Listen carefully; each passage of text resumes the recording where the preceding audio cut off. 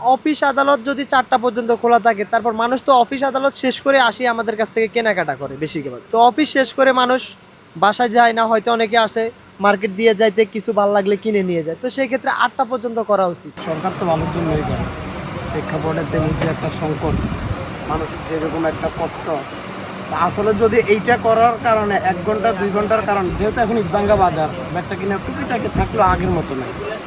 যেহেতু মনে করেন এই 1-2 ঘন্টার জন্য যদি যারা অন্তত রাইড শেয়ার করে জীবিকা নির্বাহ করে, তেলের জন্য তারা সবচেয়ে বেশি কষ্ট করতেছে। তাদের যদি উপকার হয় তাহলে আলহামদুলিল্লাহ ভালো।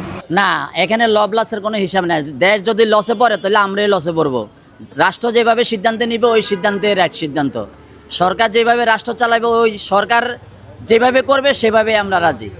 ঠিক আছে, সরকারের বাইরে এখানে কথা বলার কোনো অবকাশ নেই। ব্যবসা এখন মনে করেন একটু লস হবে, ইনশাল্লাহ সামনের দিকে আবার বাড়বে, সমস্যা কি? এখন লস করলাম, পরে লাভ করব। সারা জীবন তো আর লস হইব না। আজকে লস, কালকে লাভ, এভাবে চলতে হইব। পাঞ্জাবের জগতে একটি বিশ্বস্ত নাম, শাবাব এথনিক ওয়্যার। সরকারের সিদ্ধান্ত দেশের জন্য, দেশের মানুষের জন্য, এটা মেনে নেওয়া উচিত। তবে 6টা হইলে আমাদের জন্য কম হয়ে যায়। যদি আরেকটা ঘন্টা বাড়া দেওয়া যায়, 7টা অথবা 7টা 8টা পর্যন্ত দেখ। আর আমাদের ওপেনিং টাইমটা প্রয়োজন একটু সামনে আগে দেখ, অসুবিধা নেই। এখন 10টায় খুলি, প্রয়োজন 11টা 12টায় খুললেও, কারণ সকালবেলা আমাদের কাস্টমার হয় না, কাস্টমার হয় সন্ধ্যায়, বিকালের দিকে, সন্ধ্যার দিকে। তো এটার জন্য আমাদের দেশে বিদ্যুতের লোডশেডিংটা বেশি দিবে। এটার জন্য সরকার আগের থেকে পদ্ধতিটা নিচ্ছে বা পদক্ষেপ নিচ্ছে।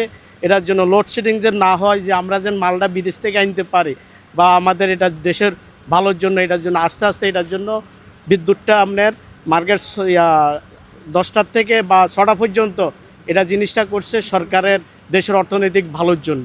নয়তো লোডশেডিং আমরা যতদিন বেশি দিকে যাবে, এতদিন দেশের অর্থনীতি আরও বেশি বিদ্যুৎ পাবো না, বা আমাদের এটা এর আগে সরকার পদক্ষেপ নিচ্ছে, এটার জন্য সরকারকে ধন্যবাদ দিই।